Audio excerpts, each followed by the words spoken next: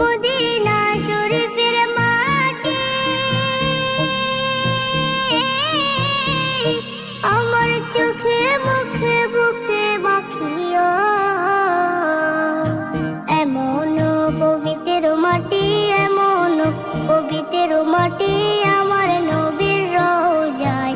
তোমরা যদি যাও গো মদিনায়, তোমরা যদি যাও গো মদিনায়। ইয়া রাসূলুল্লাহ, ইয়া হাবিবাল্লাহ, ইয়া রাসূলুল্লাহ, ইয়া হাবিবাল্লাহ।